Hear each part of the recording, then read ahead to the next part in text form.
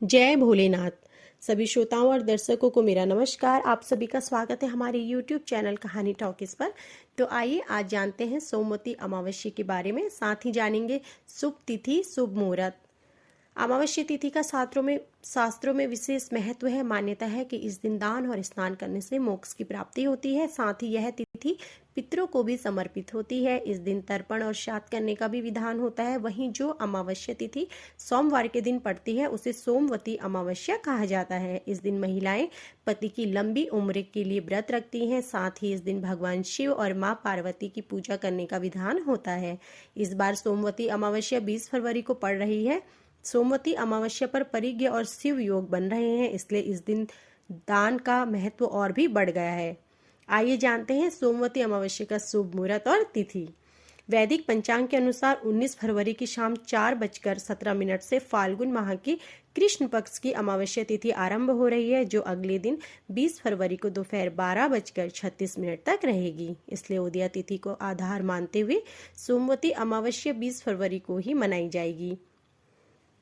पंचांग के मुताबिक दान स्नान 20 फरवरी की सुबह से ही आरंभ हो जाएगा, लेकिन अमृत मुहूर्त है जो सुबह 6:57 से शुरू होकर सुबह 8:21 तक रहेगा। उसके बाद सुबह 9:44 से लेकर सुबह 11:11 तक शुभ उत्तम मुहूर्त है। ज्योतिष अनुसार अमृत सर्वोत्तम मुहूर्त में स्नान और दान करने का शुभ उत्तम माना जाता है। इस दिन 20 फरवरी को परिज्ञ योग सुबह से शुरू होकर 11:03 तक है। उसके बाद से शिव योग शुरू हो रहा है।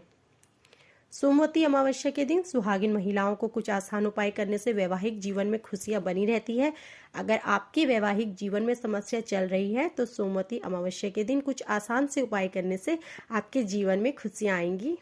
आइए जानते हैं सोमवती अमावस्या के उपाय। साल की पहली सोमवती अमावस्या 20 फरवरी को है। सोमवार के दिन आने वाली अमावस्या को सोमवती अमावस्या कहा जाता है। इस दिन मां पार्वती और भगवान शिव की उपासना की जाती है। अमावस्या के दिन पवित्र नदी में स्नान करना अति उत्तम माना जाता है। इस दिन सुहागिन महिलाएं भी अपने पति की लंबी उम्र की कामना करते हुए व्रत रखती हैं। सुहागन महिलाओं के लिए इस दिन का विशेष महत्व होता है।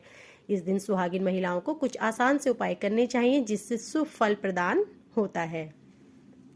पीपल के पेड़ की पूजा करें। सोमवती अमावस्या के दिन पीपल के पेड़ की पूजा करनी चाहिए। सोमवती अमावस्या के दिन सुबह उठकर पीपल के पेड़ को गंगा जल से सींचे। इसके बाद कच्चा सूत 108 बार पीपल की परिक्रमा कर लपेटें। मान्यताओं के अनुसार इस उपाय को पति की दीर्घायु की कामना करते हुए करना लाभकारी रहता है। कच्चे दूध से शिवलिंग का अभिषेक करें। सोमवती अमावस्या के दिन माता पार्वती और भगवान शिव की पूजा करने से विशेष फल प्राप्त होता है।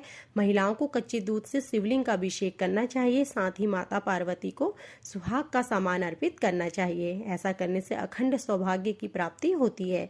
इसके अलावा पति की स्वास्थ्य संबंधी समस्याओं से छुटकारा मिलता है।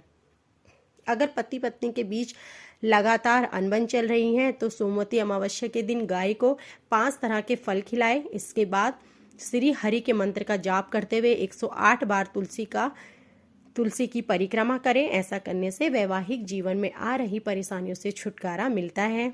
पीपल का पौधा लगाएं। सोमवती अमावस्या के दिन अपने पितरों को खुश करने के लिए किसी मंदिर में जाकर पीपल का पौधा लगाएं।